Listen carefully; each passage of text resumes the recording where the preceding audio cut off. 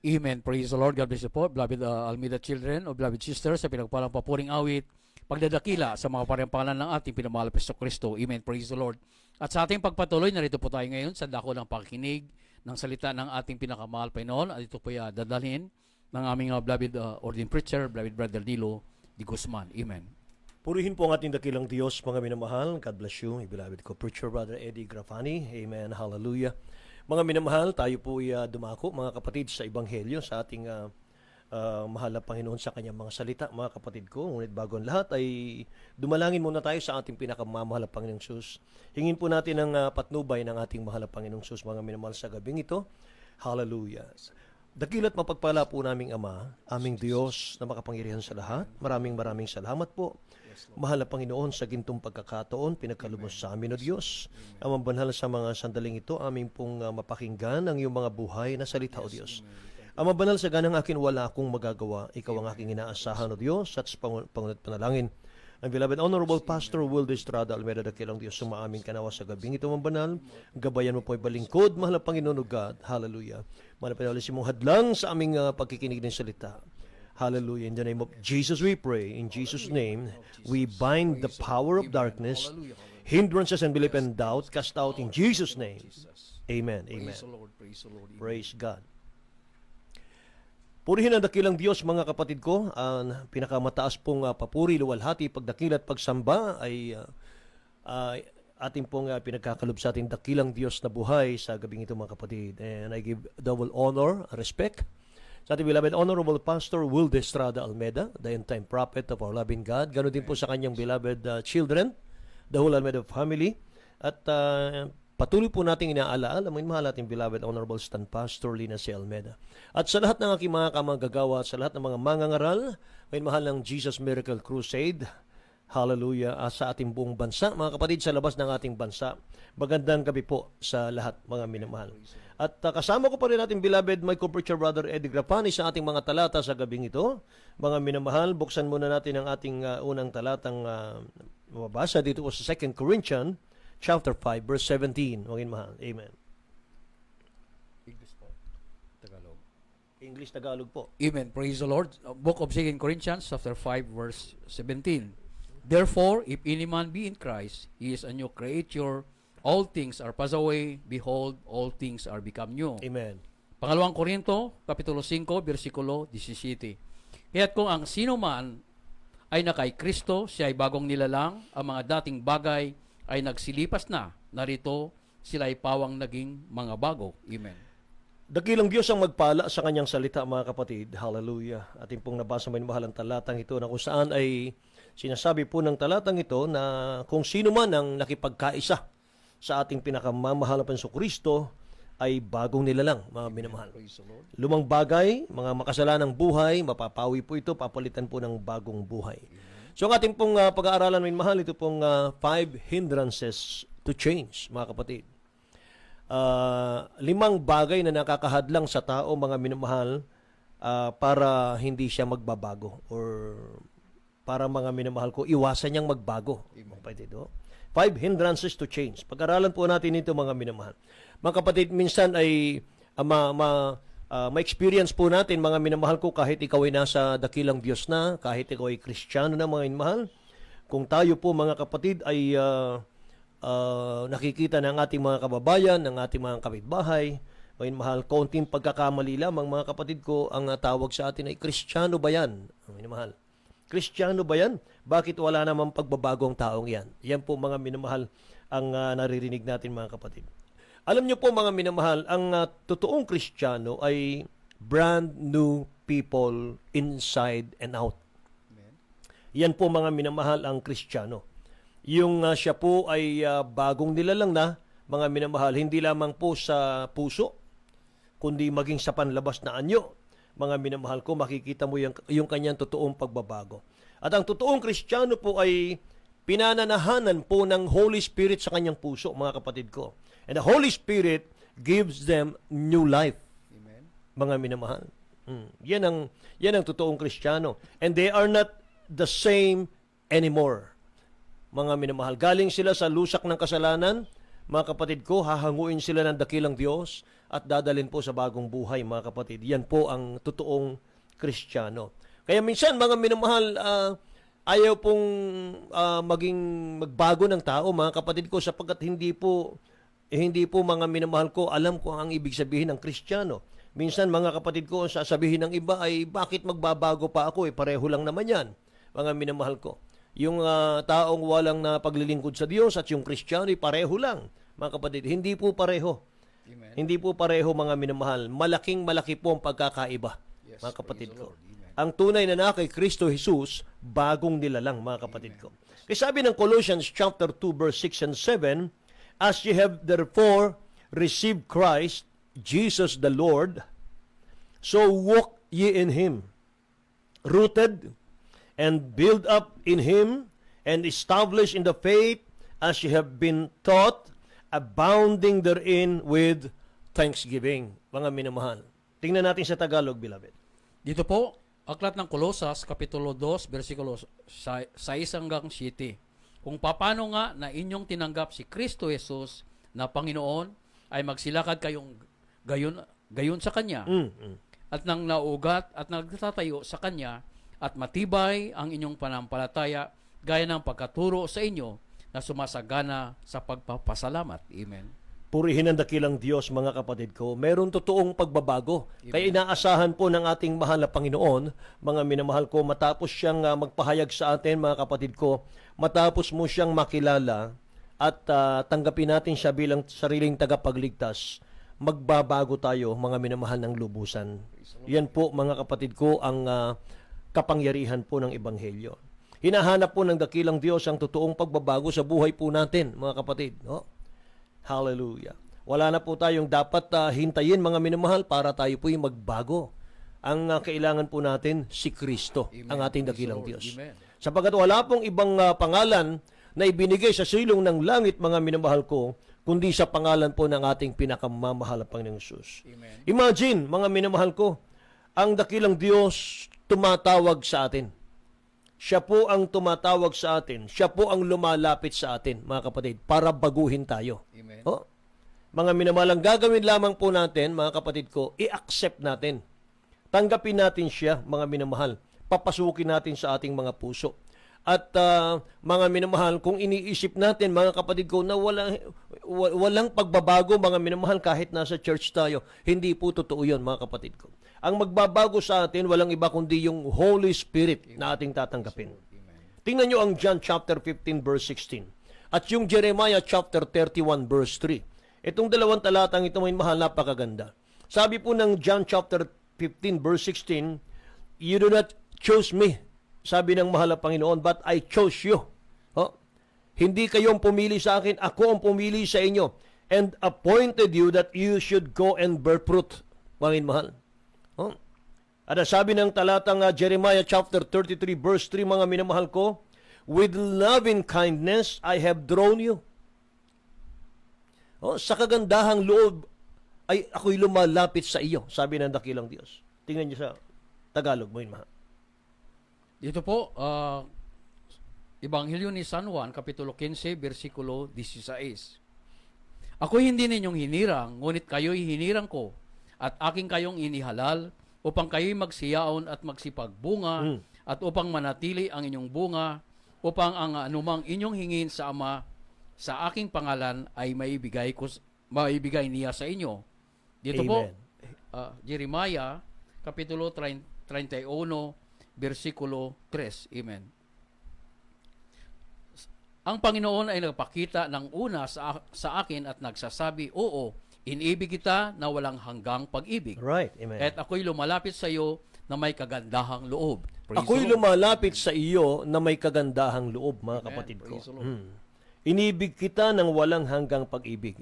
Hindi ba nakita natin sa dalawang talatang ito na ang dakilang Diyos po, mga minamahal ko, ang siyang lumalapit sa atin para tayo po'y baguhin, para tayo po'y Thank you, magbago, Lord. Praise the Lord. mga minamahal. Kaya mga kapatid, merong ibang talata na sinasabi ng Bible dito po sa 1 Timothy chapter 5 verse 16. Bakit may mga taong tulad nito, mga mahal, sa talatang ito? 1 Timothy chapter 5 verse 15, sabi ng talatang ito, mga mahal, for some are already turned aside after Satan. Mga kapatid. May mga tao pong ganito pala ang kalagayan. Yung mas pipiliin pa nila yung sa side mga minamahal ng devil kaysa sa mahal na Panginoon Diyos. For some are already turned aside after Satan. So bakit mas pinipili ng maraming tao, mga inmahalang, sumunod sa kaaway ng Diyos, mga kapatid, kaysa sumunod sa dakilang Diyos natin? Ang sagot po ay, may mga tao pong ayaw magbago talaga. Ayaw talaga nilang magbago, mga minamahal. So pag-aaralan po natin, may 5 bagay na kung bakit, mga minamahal ko, ang tao po'y ayaw magbago or hindi magbabago. Unang-una po ay pride. Yan. Mga minamahal. Yung pride po, mga kapatid, kung pakikinggan mo yung pride ay taliwas po yan sa kalooban ng ating mahal na Panginoon Diyos.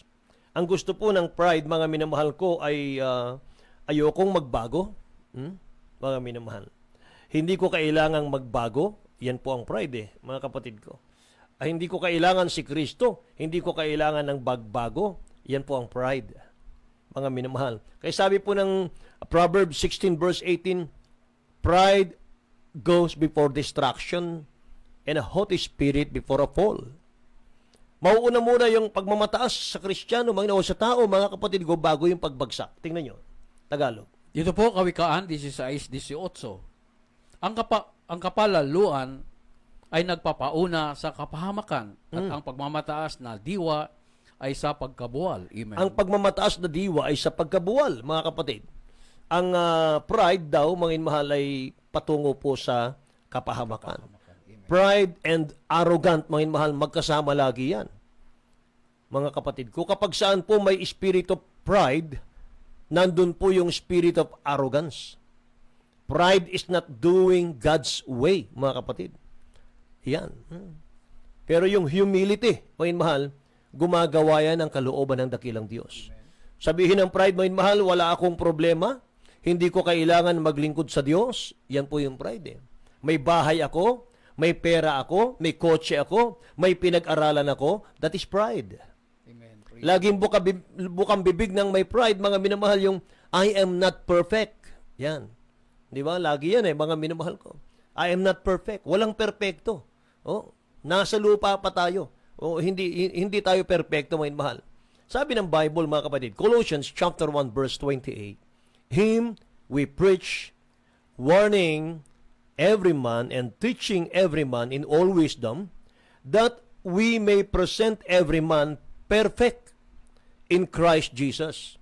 Sinasabi ng Bible, mga minamahal ko, na sabi roon ay na siya naming inihahayag ng pinaalalahanan ng bawat tao at tinuturuan ang bawat tao sa buong karunungan, sabi rito, upang maiharap naming sakdal kay Kristo ang bawat tao. So mga minamahal ko, itong ating goal, itong ating target, mga kapatid. Praise the Lord. Amen. Hindi pwede, mga minamahal, hindi ako naniniwala doon sa nobody is perfect. Hindi yon, mga kapatid ko. We are going to perfection. Yes, praise the Lord. Amen. Yan pong ibig sabihin ng talatang ito, mga minamahal. Sabi ni St. Paul, tinuturuan namin ng lahat ng mga Kristiyano, tinuturuan namin ng lahat ng mga anak ng Diyos, ng buong karunungan ng salita ng dakilang Diyos upang maiharap naming sakdal Praise the Lord. sa ating pinakamamalapan sa Kristo. So ayaw po ng dakilang Diyos, mga mahal, yung katagang, I am not perfect. Ayaw niya yon. Mga mahal, I am not perfect. Hindi yon kataga ng mga mananampalataya. Hindi yun ang kataga, mga minamahal, na gustong marinig ng Diyos sa atin, mga kapatid ko. Kapag bukang bibig natin yung I am not perfect, ayaw mong ma-change ang buhay mo.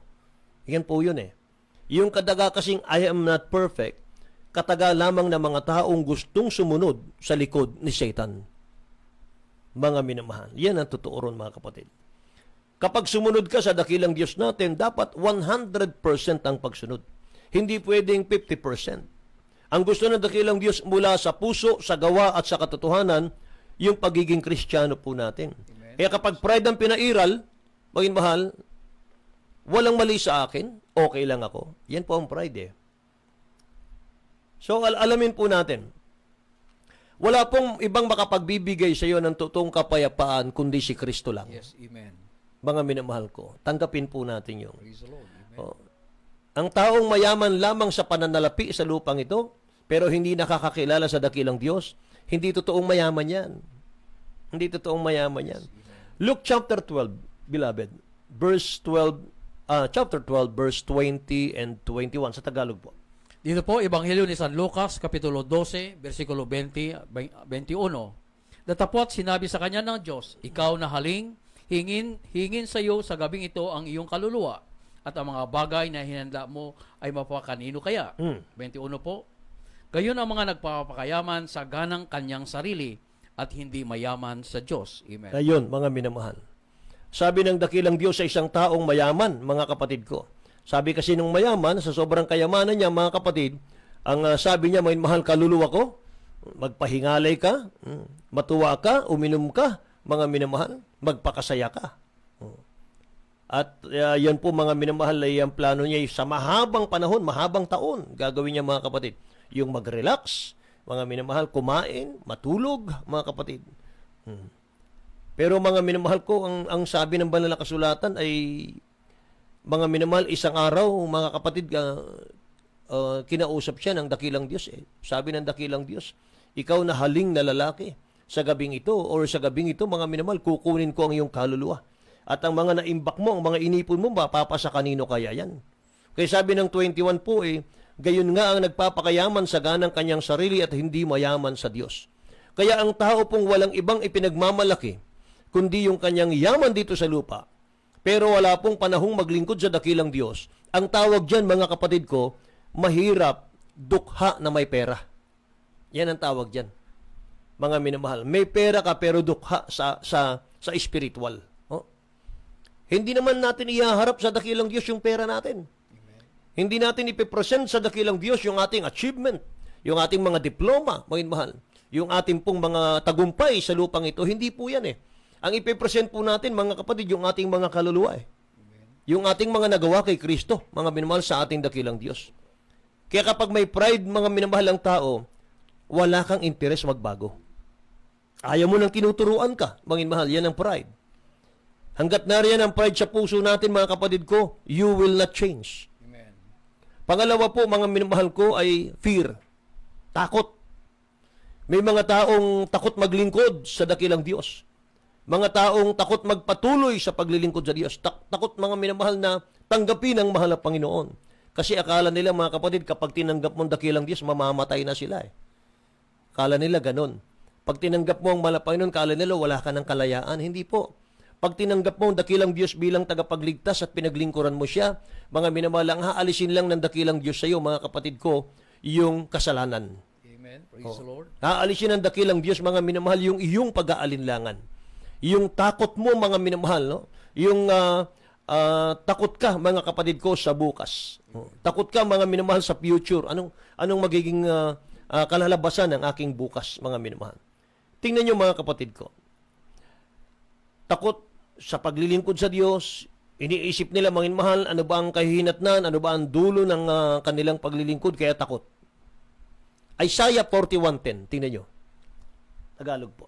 Dito po aklat ni Isias 41, versikulo 10. Huwag kang matakot sapagkat ako'y sumasayo. Huwag kang manglupaypay sapagkat ako'y iyong Diyos. Aking palalakasin ka, oo. Aking tutulungan ka, oo. Aking alalayan ka ng kanang kamay ng aking katuwiran. Amen. Purihin ang dakilang Diyos. Fear thou not, for I am with thee. Be not dismayed, for I am thy God. Dakilang Diyos ang nangungusap dito. Amen. I will strengthen thee. Yes, I will help thee. Amen. Yes, I will uphold thee with the right hand of my righteousness. Glory to God. Huwag kang matakot, sabi ng dakilang Diyos. Hahawakan kita. Huwag kang matakot. Aalalayan kita ng kanang kamay ng aking katwiran. Yung word po na fear, mga mahal yan. Yung word na fear not, mga kapatid, iyan po'y binanggit sa Bible ng 365 times. Pala. Amen. Fear not. 365 times. Kung titingnan mo, mga mahal, lang buong isang taon ay 365 days. Amen. Mga kapatid. Ang tanong, mga minamahal, coincidence lang ba? Coincidence lang ba ang nangyari? Nagkataon lang ba, mga minamahal? na ang fear not, mga kapatid, 365 times binanggit sa Bible. Mga minamahal, pero ang buong isang taon, 365 days. Hindi natin naisip yung mga mahal, no? Pero alam niyo mga kapatid, napakabait talaga na dakilang Diyos. Napakabuti talaga ng mahal na Panginoon. Ang ibig sabihin nun mga kapatid, bawat gising natin sa umaga, bawat pagdilat ng ating mga mata, ang mensahe ng dakilang Diyos sa iyo, fear not my Praise child. the Lord. Amen. Hallelujah. Huwag ka matakot anak, nandito lang ako. Amen. Purihin ang mahal na Panginoon. Kaya huwag matakot. Huwag matakot sa paglilingkod sa dakilang Diyos. Kung may takot ka ngayon, gusto mong maalis yan, mga minamahal yung takot mo ngayon, ibigin mo ang mahal na Panginoon. Amen. Praise the Lord. Mahalin mo ang iyong kaligtasan, mahalin mo ang dakilang Diyos. Mga minamahal, mag-focus tayo sa Kanya. Tingnan niyo ang Bible. 1 John chapter 4, verse 17-18. Sabi ng talatang ito, love has been perfected among us in this, that we may have boldness in the day of judgment, because as He is, so are we in this world. Verse 18, there is no fear in love. Tingnan nyo. There is no fear in love, but perfect love cast out fear, mga kapatid ko. Amen. Tingnan nyo sa Tagalog. Ito po unang 1, kapitulo 4, versikulo 17-18. Dito'y naging sakdal ang pag-ibig sa atin upang tayo magkaroon ng pagkakatiwala sa araw ng paghukom, sapagkat kung ano siya, ay gayon din naman tayo sa sanlibutang ito. 18 po, walang takot sa pag-ibig, kundi ang sakdal na pag-ibig ay nagpapalayas ng takot, sapagkat ang takot ay may kaparusahan, at ang natatakot ay hindi pinasakdal sa pag-ibig. Amen. Kapag natatakot ka pa pala, mga minamahal, takot kang maglingkod, mga kapatid, takot ka, mga minamahal, lumapit at tanggapin ang dakilang Diyos, may paghatol, Amen. mga kapatid ko. Kaparusahan sabi. Amen. Mayroong kaparusahan eh. Sabi po ng Tagalog sa 18, walang takot sa pag-ibig, kundi ang sakdal na pag-ibig ay nagpapalayas ng takot, mga kapatid. Sabi dito, sapagat ang takot ay may kaparusahan. Amen. Kapag takot kang maglingkod, kapag takot kang, mga minamahal ko, tanggapin ang mahal na Panginoon, may kaparusahan daw eh. Amen. Sabi rito. At ang natatakot ay hindi pa pinasasakdal ng pag-ibig. Hallelujah. Ang takot po, dulot niyan, torment eh. Mga minamahal. Lagi pong sinasample natin yung sa mag-asawa. Alam niyo mga kapatid, sa mag-asawa, hindi po maalis-alis yung sigalot, yung away, mga minamahal. Hindi pagkakasundo minsan ng mag-asawa. Bakit po? They don't want to change. Pagka ang mag-asawa, mga minamahal, laging bangayan ng bangayan, araw-araw, mga kapatid ko, ang sagot diyan kasi, kaya nagkakaganyan, irritable, mga minamahal. Ang sagot po kasi diyan, they don't want to change. I-develop mo lang po yung pag-ibig mo sa dakilang Diyos para mawala po yung fear and torment. Amen. Mga minamahal ko. Ibigay mo sa dakilang Diyos yung pag-ibig. Suklian mo ng pag-ibig mo yung pag-ibig niya sa'yo. Mga minamahal. Mawawala yung fear mo eh. At saka yung torment. Oh? Kaya mga minamahal, ang mga taga-Jesus Miracle Crusade, mga kapatid, dating nababalot yan ng takot sa kanilang puso eh, sa aming puso. Dati balot ng takot ang puso namin dahil sa mga problema, kabalisahan sa buhay, mga sakit, karamdaman, pero ngayon nawala ang takot eh. Nawala po ang takot, mga minamahal. Amen. Bakit? Thank you, Lord. Sapagkat kilala namin kung sino yung aming pinaglilingkuran. Amen. Hallelujah. At siya naming pinagkatiwalaan ng aming bukas, Praise the Lord. ng aming future. Walang iba kundi ang ating pinakamamalapan sa Kristo. Yes, amen. Kaya mga mahal, sa 2 Timothy chapter 1 verse 12, sabi ng Bible, I know whom I have believed, and am persuaded that He is able to keep what I have committed to Him until that day. Hanggang sa panahon, hanggang sa araw, panahon, oras, na kukunin tayo ng dakilang Diyos, mga minamahal ko. Tagalog po natin, basahin. Pangalawang Ikalawang Timothy, 2 Timothy, chapter 1 verse 12. Pangalawang Timoteo, kapitulo 1, versikulo 12. Dahil dito'y nagtiis din naman ako ng mga bagay na ito. Gayumay hindi ako nahihiya sapagkat nakikilala ko yaong aking sinasampalatayanan. Right. Amen. At lubos akong naniwalang siya'y makapagkaingat ang aking ipagkatiwala sa Kanya hanggang sa araw na iyon. Purihin ang dakilang Diyos, mga minamahal Praise the ko. Lord. Amen. Napakagandang talata, mga kapatid. Ano po? Mga minamahal. Nakikilala ko siyang aking pinagkakatiwala. Amen. Thank you. Nakikilala ko siya na aking pinaglilingkuran. Sabi ng talatang ito, mga minamahal ko. At naniniwala akong lubos, sabi niya rito, mga minamahal, na ang aking pinagkatiwala sa Kanya ay Kanyang lulubusin. Amen. Mga minamahal, hanggang sa Kanyang pagbabalik, mga kapatid ko. Tinatakot ka, mga minamahal, ng nakaraan mo? Don't get going back to the past. Mga minamahal. Nagiging duwag tayo dahil sa experience natin ng mga nakaraan, mga kapatid ko. Don't get going back to the past. Past is past. Your past is not your future, mga minamahal. Napakaganda. Yung iyong nakaraan, hindi yun yung future natin, mga kapatid ko. Hindi yun. Hindi yun ang pangako ng dakilang Diyos. Pangatlo po ay rebellion. Rebellion, mga minamahal ko, isa yan sa nagiging dahilan kung bakit ayaw magbago ng tao. Meaning ng rebellion, I don't want to change. Yan ang meaning yan. Kapag sinabi ng dakilang Diyos, ito ang gawin mo, anak, sasagot naman tayo, ayoko. Yan yun That is rebellion. Kaya kung tinatanggihan mo yung pinagagawa ng dakilang Diyos sa'yo, that is rebellion. Mga minamahal. Rejecting the Word of God is rebellion, mga kapatid, against God. Pang-apat po ay laziness, katamaran. Yan po ang dahilan, mga minamahal.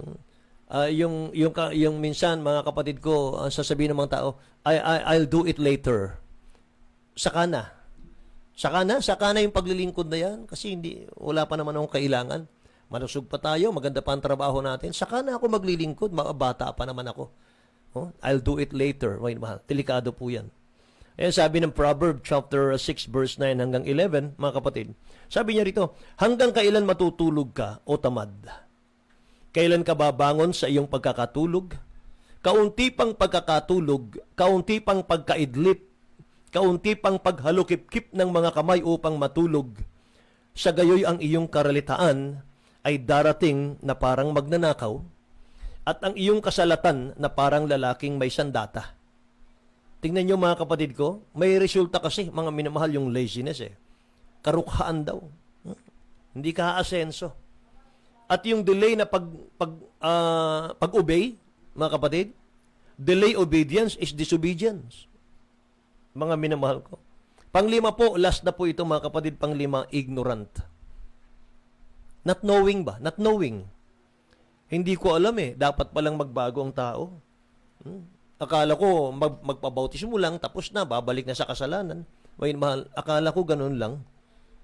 Alam niyo, mga kapatid, sabi ng Hosea, chapter 4, verse 6, tingnan natin, beloved Brother Ed, sa Tagalog po. Dito po aklat ng Oseas, Kapitulo 4, versikulo 6. Ang aking bayan ay nasira dahil sa kakulangan ng kaalaman. Sapagkat ikaw ay nagtakwil ng kaalaman, aking namang itatakwil ka, upang ikaw ay huwag maging saserdote ko, yamang iyong nilimot ang kautusan ng iyong Diyos, akin namang kalilimutan ang iyong mga anak. Amen. Tingnan nyo, mga kapatid, my people are destroyed for lack of knowledge. Anong knowledge yun? Spiritual knowledge. Amen. Hindi pinag-uusapan dito kung mayaman ka, kung edukado ka, may mahal. Hindi pinag-uusapan dito yun. Mga kapatid, ang pinag-uusapan dito, meron ba tayong alam sa Word of God? Meron ba tayong alam sa kalooban ng Diyos, mga kapatid? Kung wala, may mahal, you are in danger. Sabi ng Bible, my people are destroyed for lack of knowledge. Amen. Nawawasak ang aking bayan, may mahal, dahil sa kakulangan ng kaalaman. Ngayon, mga kapatid, kung tayo naman ay susunod sa dakilang Diyos natin, kung tayo naman, mga inmahal ko, tatalima sa panawagan ng dakilang Diyos. Ang sabi ng Job, chapter 36, verse 11, mga inmahal, if they obey and serve Him, they shall spend their days in prosperity. Praise the Lord. Amen. Oh, glory to God. And their years in pleasure. Tingnan nyo. Dito po, aklat ng Job 36:11, kung sila'y makinig at maglingkod sa Kanya, kanilang gugulgulin ang kanilang mga karawan sa kaginahawahan, Right. at ang kanilang mga taon sa kasiyahan. Tingnan nyo, mga kapatid. Kung sila'y makikinig at maglingkod, mga minamahal, kanilang gugugulin ang kanilang mga kaarawan Praise the Lord. sa kaginhawaan. Amen. Thank you, Lord God. Sa English ay prosperity, mga kapatid ko. At ang kanilang mga taon ay sa kasayahan. Wala pong lungkot. Mga minamahal ko, hindi kasama yung karukhaan at kalungkutan, kalumbayan sa paglilingkod sa Diyos. Praise the Lord. Mga minamahal. Oh? Kaya, sa magre-response po sa panawagan ng dakilang Diyos sa atin, huwag tayo magpalit, mga kapatid. Sabi ng Bible, mga minamahal, huwag nating papagmatigasin ang ating puso kapag narinig natin ang salita ng Diyos. And sa 2 Corinthians chapter 6 verse 2, sabi ng Bible, now is the day of salvation. Now is the accepted time. Hindi po bukas. Ngayon ang araw ng kaligtasan, ngayon ang araw ng pagtanggap, mga kapatid. Kaya sa pagsunod po sa panawagan ng dakilang Diyos, huwag tayo magpalit, mga mahal. Lahat tayo iniibig ng dakilang Diyos. Amen. Gusto niya, mga kapatid, tayo magbagong totoo, mga mahal. Babaguhin tayo ng mahal na Panginoon. Kaya sa pamagitan po sa magandang awitin, mga kapatid ko, ating pong mga minamahal ko, ihanda ang ating mga puso sa ating mga pananalangin sa ating mahal na Panginoon. Mga minamahal, narito po ang magandang awitin, mga kapatid ko, Fear not, my child. Huwag kang matakot, anak. Yan ang mensahe nito.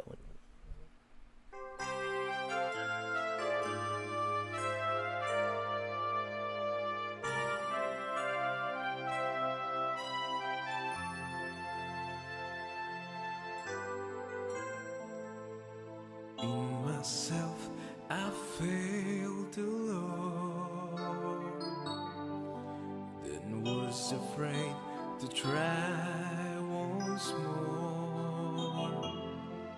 That fire in my soul had fled. That's when Jesus came and said, My spirit gives the strength you need to raise you up into succeed. I pour vision in the night. To you I'll give these words of life. Fear not, my child. I'm with you always. Hallelujah. Purihin ang dakilang Diyos. Fear not, my child. I'm with you always. Napakaganda, mga minamahal. Yan po'y pangako ng dakilang Diyos sa atin. Hallelujah. I am with you always. Praise God. Sinong hindi maglilingkod sa dakilang Diyos? Mga minamahal, kapag naririnig natin ang ganitong awitin, mga kapatid ko, huwag kang matakot, anak. Narito lang ako. Hallelujah. Praise God. Kaya mga mahal, tanggapin natin ang dakilang Diyos bilang sariling tagapagligtas. Sa lahat po ng mga ngayon lamang po nakapanood, nakapakinig ng ating pong programa, mga mahal, iniibig kayo ng mahal na Panginoon. Ayaw niya, mga mahal, na tayo po'y mapahamak, mga kapatid. Kundi tayo po'y magkaroon ng buhay na walang hanggan sa piling niya. Praise God. At yan po'y matatanggap natin ang kaligtasan, mga mahal, sa pamamagitan po ng pagtanggap sa dakilang Diyos. Bautismo sa tubig sa pangalan ni Jesus, mga minamahal. Hallelujah. At mga kapatid, sundin niyo po ako sa aking magsimpanalangin. Sabihin po ninyo sa inyong mga labi, Mahal na Panginoong Jesus, maraming salamat po sa iyong mga salita na aking napakinggan sa gabing ito. Mahal na Panginoong Jesus, isa akong taong makasalanan na Diyos. Ako'y marumi, mahal na Panginoon o Diyos, makasalanan. Ngunit ikaw ay matuwid, mahal na Panginoon, na umibig sa amin o Diyos. Mahal na Panginoon, hinugasan mo ang aming kasalanan sa krus ng Kalbaryo, o Diyos. Mahal na Panginoon, tinatanggap kita aking sariling tagapagligtas, Diyos at Hari na aking buhay. Gawin mo kung tunay mong anak, Kristiyano sa puso, sa gawat katotohanan. Isulat mo aking pangalan sa aklat ng buhay sa iyong kaharian. Ito ang aking samot na langin, o Diyos, sa pangalan ni Jesus. Amen and amen. Raise you up into succeed. Purihin ang dakilang Diyos sa lahat ng may mga sakit karamdaman, mga mahal. Ipatong niyo po ang kanang kamay sa inyo pong mga receiver, mga kapatid, sa inyong computer, sa inyo pong mga gadget, mga kapatid, at ang kaliwang kamay sa parte ng inyong karamdaman. At sa pangunat panalangin po natin, beloved Honorable Pastor Will de Estrada Almeda, mga mahal, aabutin tayo ng makapangyarihang kamay ng dakilang Diyos sa mga sandaling ito. Maniwala kayo, sumampalataya kayo, mga mahal. Ang Diyos ay tumutugon sa panalangin sa gawain ito. Hallelujah. O dakilang Diyos, dalangin po namin, mahal na Panginoon, lahat ng iyong mga anak, lahat ng nakikinig sa amin sa gabing ito, Mahal na Panginoon sa lahat ng kanilang mga kahilingan. Dakilang Diyos, ano man ang kanilang karamdaman, pagalingin mo, O Diyos. May problema sila, mahal na Panginoon. Hallelujah. Lutasin mo, O Diyos, mahal na Panginoon. Amin dalangin, O Diyos, Sister Blessy Lagahit. Mahal na Panginoon, O Diyos, na magnormal po ang delivery, mahal na Panginoon, ng kapatid namin, O God. Rodriguez family, pag-ingatan mo po, mahal na Panginoon, sa araw-araw, O Diyos. Ganon din po si Rose Tamayo Villantes. Masakit po ang at namamaga yung kanyang tuhod sa gabing ito. Mahal na Panginoon o Diyos, si Melinda Candenato, masakit po ang balakang, masakit ang kanyang ngipin. At sa lahat po ng aming mga kapatid o Diyos, may mga pangangailangan na hindi namin nabanggit ang kanilang pangalan o Diyos. Amang banal sa gabing ito, abutin mo sila. Pagalingin mo o Diyos sa may mga karamdaman. Mahal na Panginoon, palakasin mo ang mga nanghihina o Diyos o God. Lord, in the mighty name of Jesus, patawarin mo pong lahat ng mga nagkakasala sa iyo, O Diyos. Bigyan mo ng kalakasan, mahal na Panginoon, O God, ang iyong mga anak. In the name of Jesus, we pray. Sama-sama namin sinasaway lahat ng uri ng karamdaman, problema, kahirapan sa pangalan ni Jesus. In the name of Jesus, be healed in Jesus' name. Problems be solved in Jesus' name. Unbelief and doubt, cast out in Jesus' name. In Jesus' name, amen and amen. on me. And I will make you strong and then Purihin ang ating dakilang Diyos, mga kapatid ko, at iniiwan po namin sa inyo magandang awiting ito, Fear Not My Child. Mga kapatid, muli kaming magpapaalam, pansamantala. Minmahal, ngunit sa araw ng bukas kami babalik, God willing, malusog ang ating pangangatawan. Minmahal, maraming salamat sa dakilang Diyos at mga minamahal, pagpalain kayo ng mahal na Panginoon sa inyo pong patuloy na pagsubaybay sa ating palatuntunan. Mula Lunes po hanggang Sabado sa ganap na alas 7 hanggang alas 8 po ng gabi tayo. Mga minamahal, sa ating pong Facebook page, mga kapatid, JMCIM, Alas Asin, Bataan, mga minamahal. Purihin ang mahal na Panginoon. At antabayan po natin may mahal ang ating gawain, Cebu Central, mga kapatid. Uling Preacher Nilo Miranda, mga minamahal, 8 to 9. At 9 to 10 po ay Olongapo City, mga minamahal ko, under ang ating beloved Ordained Preacher Boy Kaluya, mga minamahal. Tangkilikin po natin, mga kapatid ko, sa ating pong lahat yan. At sa ngalan ng ating beloved Honorable Pastor Will de Estrada Almedanyo Balingkod Simpapawid, Brother Nilo de Guzman po lamang, Brother Eddie Grafani, ating technical side, Sister Joy Riscado nagsasabing, we love you so much, but dearest Jesus loves you more and more. God bless you all. Good night po.